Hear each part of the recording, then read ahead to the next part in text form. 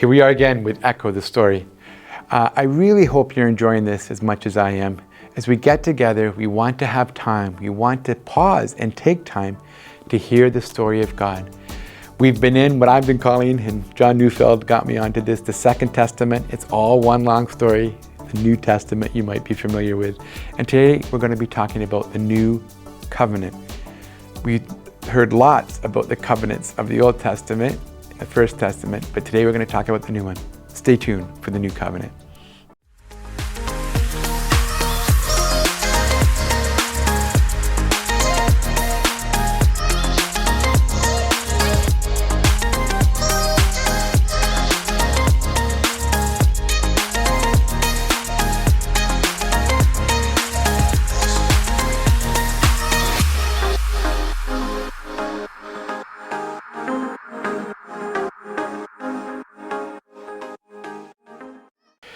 Well, this is the story of the New Covenant. It comes in Matthew 26, John 13 to 17, Mark 14, and Luke 22, all in the Gospels, and all talking about what the covenant that Jesus made with us. Jesus and his disciples, they traveled to Jerusalem for the Passover festival. Remember the Passover? The Pharisees and other Jewish leaders were becoming increasingly upset with Jesus and his claims. They looked for ways to trap Jesus into saying something that they could arrest him for. Jesus was too wise for them. Many of Jesus' stories pointed out the hypocrisy of the Jewish leaders, and he said, when the Pharisees and the teachers share with you God's commands, listen to them. But then he said, don't follow their example. They don't live out what they teach. The high priest met with these leaders to discuss capturing Jesus and putting him to death. We can't arrest him during Passover. They agreed. It will create a very big problem, probably even a riot. That week, Jesus and his 12 disciples met together in a home, and they were going to celebrate the Passover. Before the meal began, Jesus got up from the table. He tied a towel around his waist. He poured some water into a bowl, and then he went to each of the disciples and he washed their feet, wiping them with the towel he had around him. Needless to say, this shocked the disciples. Remember, they're waiting for the champion to come on the horseback with the knight in shining armor. See, they were used to only hired servants. They were supposed to wash people's and guests' feet. They wondered why he was doing this. After washing their feet, he sat down and he asked, "Do you understand what I was doing? Since I have washed your feet, you ought to wash each other's feet. I have given you an example to follow." Well, during the meal, Jesus picked up some bread. He thanked God for it and he broke it into pieces, and then he gave it to the disciples and he said, "Take this, eat it. This is my body given to you." Then Jesus picked up the cup.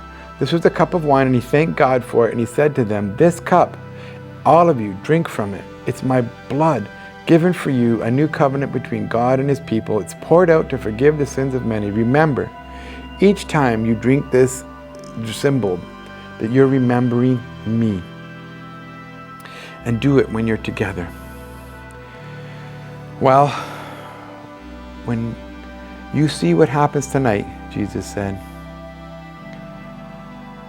you're going to abandon me. It's part of God's plan that I will be betrayed and died. Don't fear. I'll rise again from the dead. He knew that his disciples were very confused, but he knew that this one disciple, Judas, would soon betray him, bringing Jewish soldiers to capture him later that night when no one was around. Jesus continued to speak to them, saying, "Now I'm giving you this new commandment, just as I have loved you. You should love one another. Your love for each other will prove to the world that you are my disciples. The greatest love is shown when people lay down their lives for each other. But you cannot do this on your own. You must remain in me and remain in my love and obey what I have taught you. If you remain in me, I will remain in you, like branches connected into the vine. If you remain in me, you will produce much fruit. This will bring great joy to you and to God our Father." Then Jesus said, "I will believe in you soon, but God's going to send his Spirit, who will never leave you and who will will guide you in all the ways of truth." After the Passover meal, when it was dark, Jesus and his disciples went to the olive grove to pray. The story of the new covenant.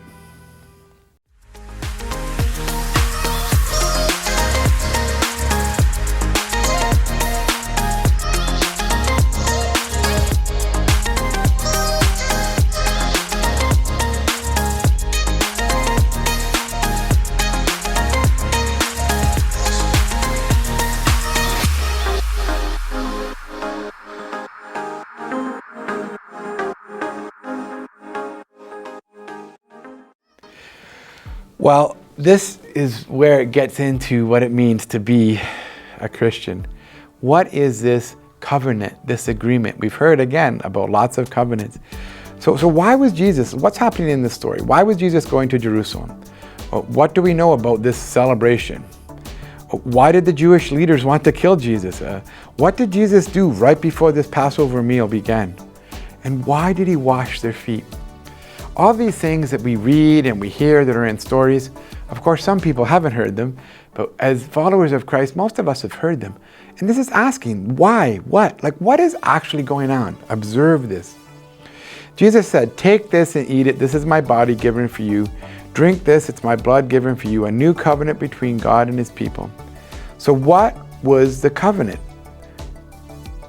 Trick question. What was the covenant that God made with Abraham and his people? Do you remember that? What was required? What is God's new covenant with his people? What do you think it requires? And what was the new covenant that Jesus gave his disciples? And how were his disciples to show this love? I just really want to encourage us in this story. When Jesus said, you must remain in my love and obey what I have taught you. If you remain in me, I will remain in you, like branches connected to a vine. How do we remain in Jesus' love? So much of our faith is tied up in what it means to understand this covenant. Who does all the work? What's it written in? How does it actually make it possible for us to be in relationship with God? Hey, as you go through these questions, remember that we have been journeying now for these last 19 stories of understanding who God is, what he has done, and again, this echo reverberation through history that God loves you. He has a plan for you, and he wants you to know him. We'll see you next time as we continue the story. We're getting near the end, the story of God. Bye-bye.